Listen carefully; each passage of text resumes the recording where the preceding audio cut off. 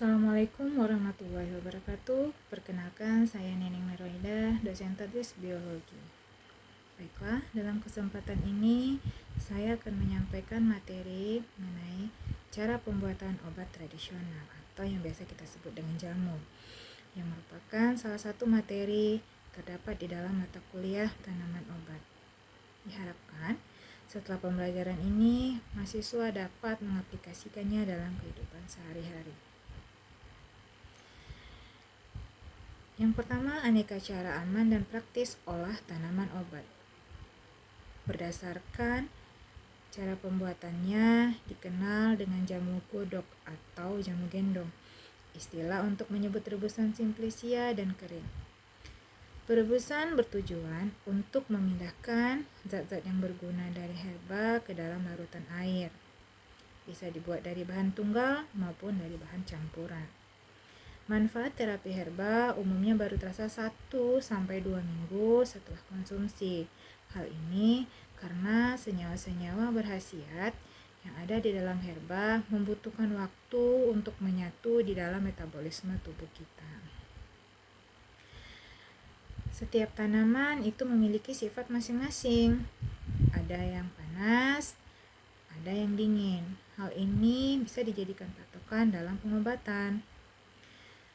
Tanaman yang berhawa panas itu seperti jahe, cabai, adas, sereh digunakan untuk mengobati penyakit yang dingin seperti badan menjadi lesu, nadi menjadi lambat.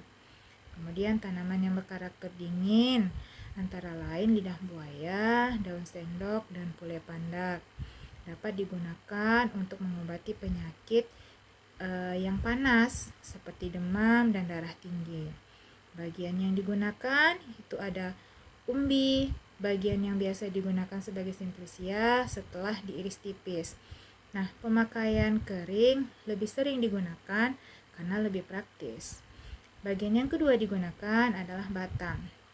Batang contohnya itu seperti batang brotowali. Dan yang ketiga daun.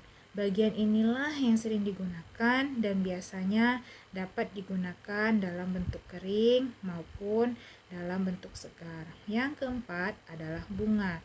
Bagian ini yang paling sering rusak, sehingga harus berhati-hati dalam proses penanganannya.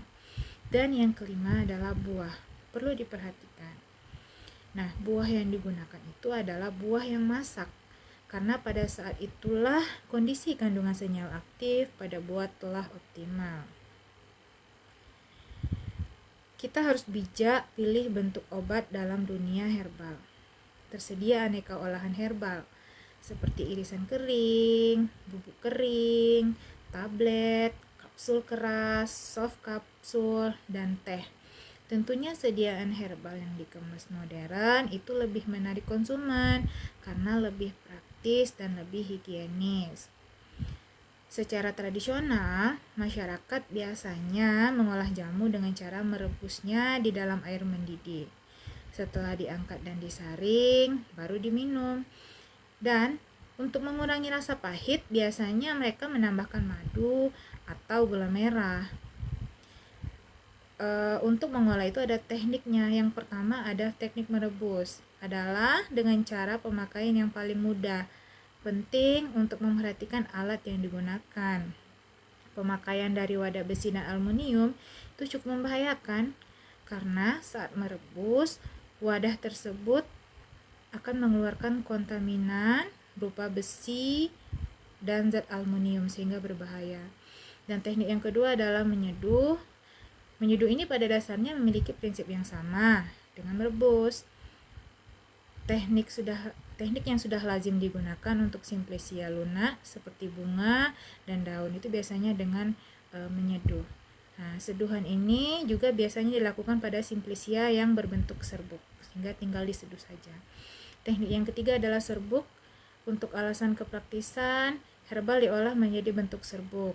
Ada 2 macam serbuk yang biasa dibuat, yaitu murni dari satu jenis simplicia saja dan dengan campuran dari beberapa jenis herbal. Berikut resep membuat jamu beras kunyit. Yang pertama, Bahannya 1 ons beras disangrai, 1 kilo kencur, setengah kilo gula aren, 1/4 kilo jahe, 1 sendok makan adas, kapulaga, kembang lawang, serbuk kedaung yang disangrai, 1/4 kilo serai, 1 batang kayu manis, garam dan gula putih secukupnya. Kemudian 3 liter air. Cara membuatnya, cuci bersih kencur, jahe, kemudian dihaluskan. Tambahkan air, kemudian diperas. Masukkan semua bahan, rebus hingga mendidih, disaring dan didinginkan. Manfaatnya, mengurangi pegal linu, meringankan masuk angin, flu, pilek, demam, dan batuk. Kemudian juga membantu meningkatkan daya tahan dan stamina tubuh. Itulah tadi materi kita mengenai cara pembuatan jamu tradisional. Semoga bermanfaat. Terima kasih. Assalamualaikum warahmatullahi wabarakatuh.